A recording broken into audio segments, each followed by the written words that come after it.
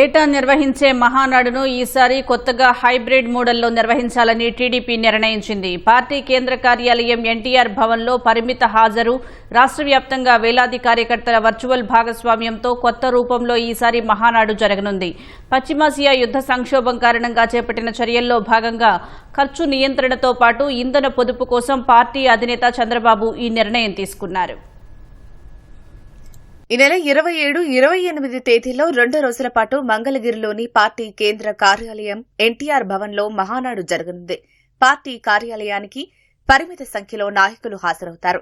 నియోజకవర్గాల నుంచి నాయకులు, కార్యకర్తలు వర్చువల్ గా పాల్గొంటారు.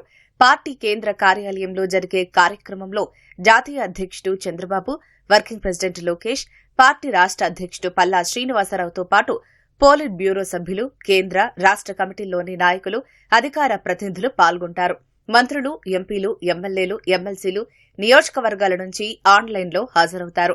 రాష్ట్రంలోని 1848 క్లస్టర్ల పరిధిలోని నాయకులు, కార్యకర్తలు ఆన్లైన్లో పాల్గొనేలా ఏర్పాట్లు చేయనున్నారు. తీర్మానాలపై చర్చ, ఆమోదం వంటివన్నీ రెగ్యులర్ మహానాడు మాదిరిగానే ఉంటాయి.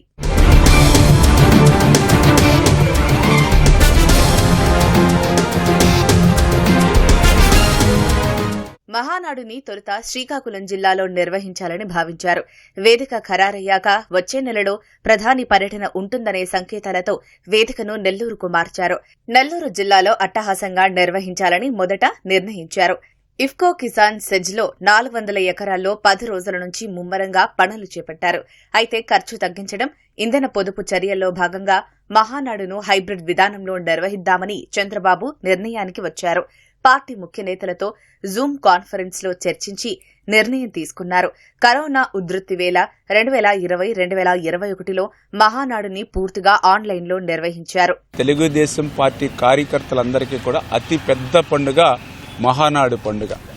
అటువంటి మహానాడు పెద్ద పండుగను నెల్లూరులో నిర్వహించాలని చెప్పేసి పార్టీ ఒక నిర్ణయం తీసుకోవడం, దానిపైన మేము 13వ తేదీన అక్కడ మీటింగ్ ఏర్పాటు చేసుకుని అక్కడ మహానాడు ఏర్పాట్లన్నింటినీ కూడా పర్యవేక్షించిన విషయం మీ అందరికీ తెలుసు.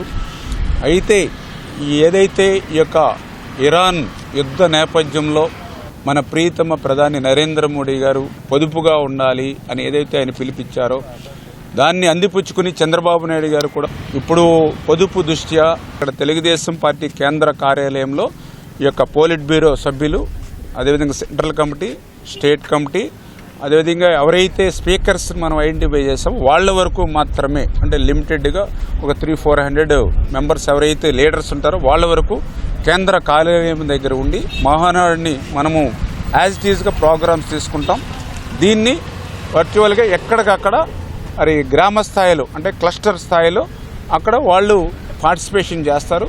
రాష్ట్ర వ్యాప్తంగా ఉన్న 1848 క్లస్టర్ల వద్ద ఏర్పాటు చేసే స్క్రీన్లలో ఒక్కో క్లస్టర్ దగ్గర దాదాపు 500 మంది కార్యకర్తలు వీక్షించేలా ఏర్పాట్లు ఉంటాయని పల్లా శ్రీనివాసరావు తెలిపారు. మే 18, 19, 20 తేదీల్లో జరగాల్సిన మినీ మహానాడులు, 23, 24 తేదీల్లో జరగాల్సిన పార్లమెంటు స్థాయి మహానాడులను రద్దు చేస్తున్నట్లు వెల్లడించారు. పొదుపు చర్యల్లో భాగంగా తీసుకున్న ఈ నిర్ణయాన్ని పార్టీ నాయకులు, కార్యకర్తలు అందరూ స్వాగతించాలని కోరారు.